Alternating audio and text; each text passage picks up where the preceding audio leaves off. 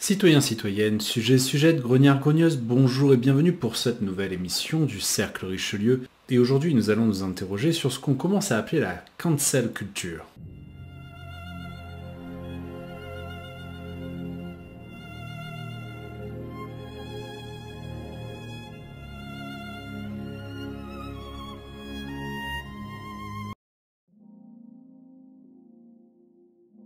Comme toujours, vous le savez, j'aime commencer par définir rapidement les notions qui vont être abordées dans une vidéo. Et d'habitude, j'utilise plutôt un dictionnaire. Vous savez, j'ai mon Larousse toujours à côté de moi. Sauf que là, cette notion de cancel culture, eh bien, elle est assez neuve, donc elle n'a pas encore sa place dans un dictionnaire. J'ai donc dû aller chercher la définition sur Internet. Et peut-être réussir à jongler entre différents éléments qui m'étaient donnés pour vous en formuler une aujourd'hui. Commençons par proposer une traduction à cette notion anglo-saxonne. Cancel culture, on pourrait le traduire par culture de l'annulation ou peut-être plutôt culture du bannissement. On parle également de call-out culture qu'on pourrait traduire par culture de la dénonciation. Ce sont deux notions qui présentent un certain nombre de porosités. Et vous le comprenez assez vite, culture de l'annulation, culture du bannissement, culture de la dénonciation, on va parler de quelque chose qui n'est pas très positif.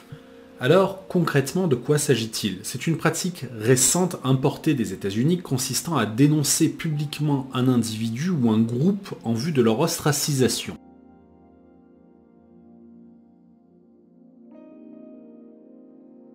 Même si les activités de cet individu ou de ce groupe ne sont pas illégales, mais parce que leurs agissements vont à l'encontre de l'idéologie de ceux qui les ont dénoncés.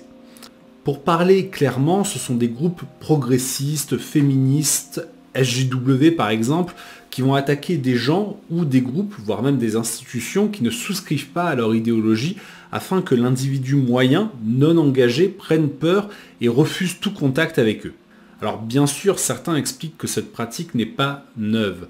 L'exil, l'ostracisation, ce sont des pratiques qui existaient déjà sous l'Antiquité grecque.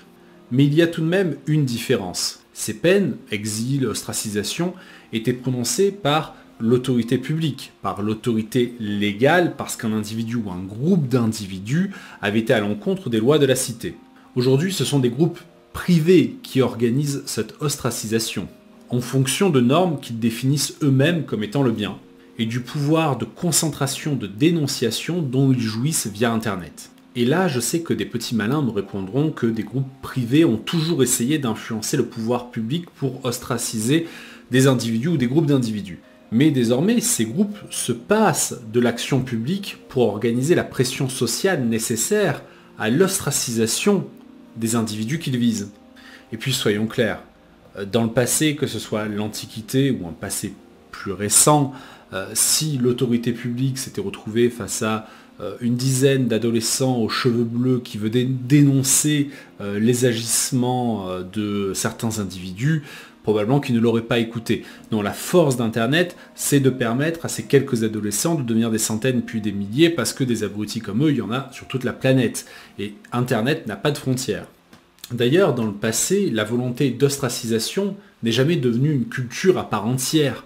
C'était une réponse à un événement extraordinaire et ponctuel. Maintenant que nous avons mieux défini le concept, nous allons donner quelques exemples de son utilisation quotidienne et nous interroger sur ses évolutions futures et les objectifs qui sont les siens. Le premier exemple, le plus simple, est bien évidemment celui du mouvement MeToo. C'est un mouvement donc évidemment pro-féministe qui a débuté en 2007, mais qui n'a réellement été connu du grand public que 10 ans plus tard, en 2017, lors de l'affaire Weinstein. Mais évidemment, on s'appuyait sur l'exemple d'un producteur de cinéma hollywoodien despotique, visiblement avec un souci psychologique, n'était pas suffisant pour faire en sorte que ce mouvement puisse perdurer dans l'avenir. L'action du mouvement MeToo aurait pu être purement ponctuelle. Il a fallu, pour que le mouvement se pérennise, que cette dénonciation grandisse et touche finalement tout un chacun. Sandra Muller ne regrette rien et se dit déterminée à poursuivre son combat. Clairement, le message qu'on fait passer, c'est taisez-vous. On va continuer à faire valoir nos droits et puis surtout, il ne faut pas que ça arrête les autres femmes. Inconnue il y a 2 ans, elle crée le hashtag Balance ton porc qui devient alors viral sur les réseaux sociaux. Dans un tweet, elle donne le nom de celui qu'elle accuse d'harcèlement sexuel. Il s'agit d'Éric Brion, qui admet ses propos déplacés lors d'une soirée cannoise en 2012, mais se défend d'être un harceleur sexuel. Une vie détruite pour un tweet, selon son avocat. Ce mercredi, le tribunal de Paris lui donne raison. Sandra Muller est condamnée à 15 000 € de dommages et intérêts au titre de préjudice moral et la suppression du tweet. C'est vraiment la victoire de la justice, là, entre guillemets la vraie justice, celle qui est prononcée dans un tribunal par des juges où on peut se défendre avec des avocats contre la justice du buzz, la justice des réseaux sociaux. Sandra Muller défend, elle, la libération de la parole de milliers de femmes, initiée par le hashtag Balance ton porc. Son avocat dénonce une décision hors du temps et une régression. Il compte faire appel de la décision.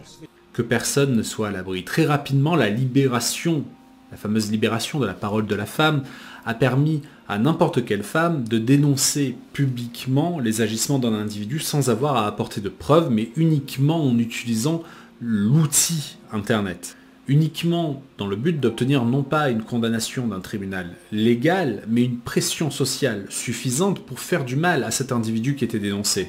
Et MeToo, du coup, a créé une véritable jurisprudence. On peut détruire une vie légalement en colportant n'importe quelle accusation sur la foi uniquement de témoignages. On peut notamment citer le cas de Taku Sekin, un chef gastronomique japonais qui s'est retrouvé accusé bien évidemment d'agression sexuelle et qui a mis fin à ses jours devant la vindicte qu'il a eu à subir des réseaux sociaux.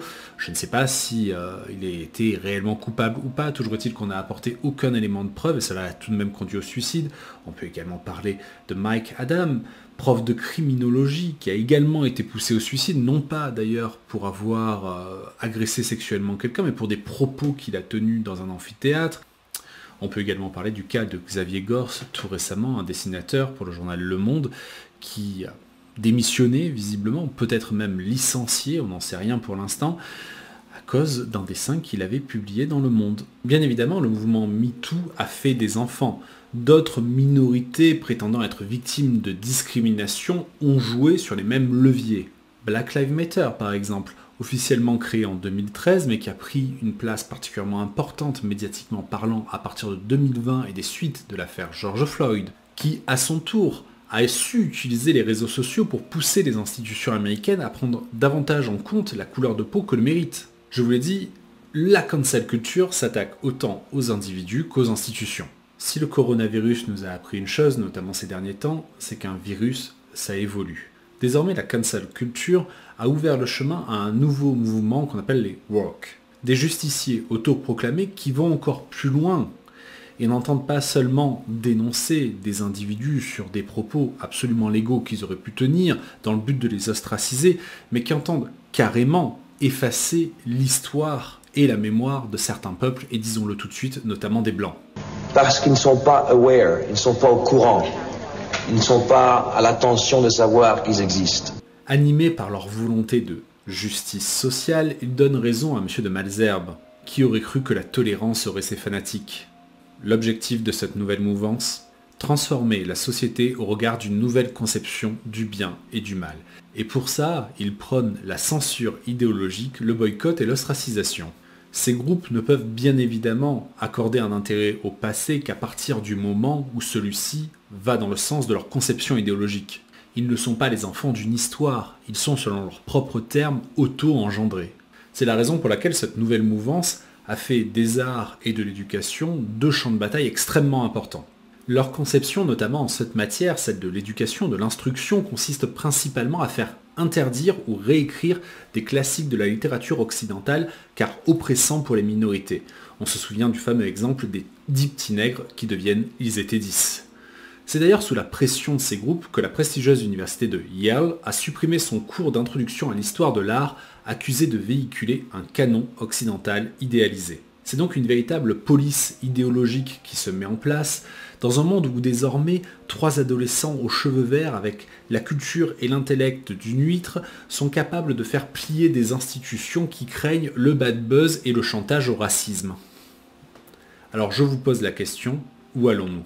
Je vois déjà certains d'entre vous dans les commentaires me dire qu'il va rien se passer et que ces mouvements vont mourir d'eux-mêmes. Personnellement, je ne crois pas que ce type de mouvement qui gagne tellement facilement des batailles qui n'ont même pas besoin de se battre, je ne crois pas que ce mouvement qui finalement justifie l'existence de ceux qui en font partie, qui sont des médiocres, je ne crois pas qu'il va s'éteindre lui-même. Pensez-vous que les directeurs de publication des grands médias, les patrons des maisons d'édition ou les présidents des grandes universités en France vont montrer le courage nécessaire pour s'opposer finalement à cette dictature idéologique? Est-ce que vous le pensez vraiment qu'ils vont s'exposer à un bad buzz sur Twitter, sur Facebook, à être traités de racistes, de grossophobes, de transphobes, etc. Est-ce que vous pensez que ces gens en France auront finalement plus de courage que ceux aux États-Unis? L'actualité récente, en tout cas, ne semble absolument pas le démontrer. Ces mouvements ne sont que des pions sur un grand échiquier, bien évidemment qu'il y a une manipulation extérieure. Mais pourquoi cette manipulation s'arrêterait alors qu'elle marche si bien? Petit à petit, notre histoire va disparaître car on refusera tout simplement de l'enseigner ou on la réécrira selon les besoins. La logique du système consistera alors à nous faire admettre que 2 plus 2 font 5, non pas parce que le système le croit lui-même, mais parce qu'il a besoin de notre abdication intellectuelle pour l'emporter complètement. Citoyens, citoyennes, sujet de grognards, grogneuses, un peuple sans passé n'a pas d'avenir. Vous voulez résister à ça? Rappelez-vous votre histoire. Les bons, les mauvais moments, les victoires et les défaites, tout ça fait que nous sommes français aujourd'hui. Et surtout, transmettez cette histoire. Je vous encourage notamment à créer des chaînes YouTube pour atteindre de plus en plus de gens. C'était Alexandre du Cercle Richelieu, et en attendant, restez français.